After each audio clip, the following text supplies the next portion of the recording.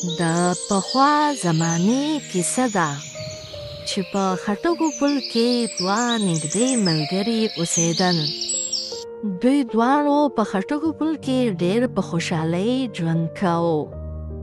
د یو نوم احسان الله و چې په صحنو باندې مشهور و، او د بل نوم اشفاق و چې په لوګري هلک باندې مشهور و. دوی د خپلو خندونکو شرارتونو له امله مشهور و. یوه ورځ دوی دواړو مشوره وکړه چې یو شرارت به کوو. هغوی ولیدل چې جنید جومات ته روان و. اشفاق ورو ورو ورغی او د هغه څپلۍ پټې کړې، او چې کله جنید بیا بیرته د جومات نه راووتو نو حیران شو. زما څپلۍ څه شوې؟ د هغې نه بعد اشفاق بیرته څپلۍ ورکړې. د هغې نه وروسته علي خان لاړو او د سانو میلمه و. سانو پټ ورته په چای کې مالګه واچوله او ځان سره مسکی شو. والګه سانو سنیمیږي دا خو د مالګې خوند کوي. او همدارنګه دوی خپل شرارت جاري وساته. دوه سپینې چادریانې یې راواخیستې او د شپې به د خلکو ورونه ټکول او خلک به یې ډارول. یو سهار چې کله دوی دواړه راپاڅېدل، د ونې لاندې ناست وو او ویې کتل چې خلک هم د دوی خواته راغلل او کټونه یې واچول، ځکه هغوی هم بېروزګاره شوي وو. خلک به ډېر لرې تلل د اوبو دپاره، ځمکې وچې شوې وې. دوی به د اوبو دپاره د بل کلي یو کوهي ته تلل. دوی چې کله دا هر څه ولیدل، دوی په کټ کې ناست وو چې په دې کې یو بوډا سړی را روان و. دې بوډا سړي چې کله دوی ولیدل نو هغه هم راغی او دوی سره په کټ کې کېناست و. بچو ستاسو خبرې مې واورېدې او ډېر زړه مې در باندې پاک شو. تاسو داسې کار وکړئ چې د کباړ کاروبار سلاټ کړئ. دواړه په یو بل کلي کې کباړ اخلئ او په بازار کې خرڅوئ. سانو اشفاق ته وویل، یاره اشفاقه، د دې بزرګ سړي خبرې خو ډېرې ښې وې. داسې کار وکړي خپله غوا خرڅه کړه او زه به خپله چیلۍ خرڅه کړم.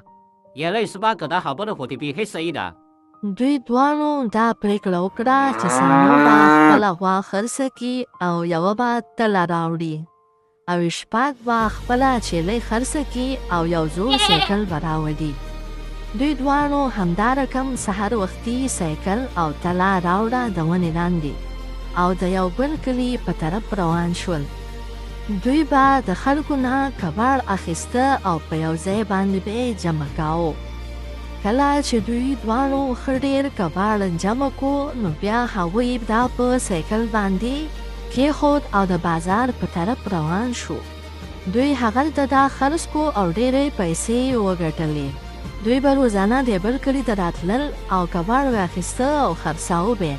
یوه ورځ چې کله دوی کلي ته راغله، یوه بوډۍ ښځې کباړ راوویسته او دوی باندې خرڅاوه. په دې کباړ کې یوه چاینکه وه چې اشفاق راواخیسته او کور ته یې ځان سره ویوړه. کله چې هغه کور ته ویوړه نو دی ورسره څنګ ته ناست و. ده چې څنګه لږ دا چراغ ومخه نو هغې نه یو غټ دیو راووتو.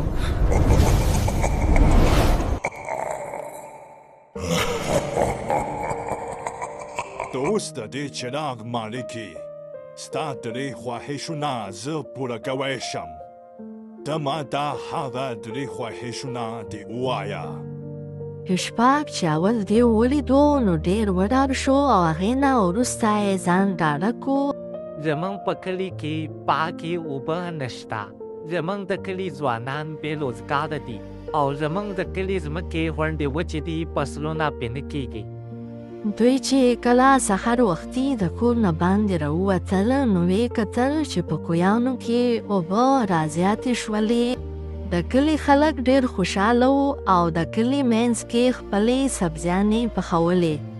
د کلي خلکو ته روزګار هم میلاو شو او ځمکې هم زرخیزې شولې. خلکو کارونه پیل کړه او په ځمکو باندې فصلونه وکرل. کله چې دوی بیا د ونې لاندې ناست وو، د کلي خلک هم راغله او دوی خواته او دوی نه ډېره مننه وکړه. د دې کیسې نه موږ ته دا سبق میلاو شو چې رښتینې خوشحالي د نورو په مرسته کې ده، نه یوازې په خندا کې.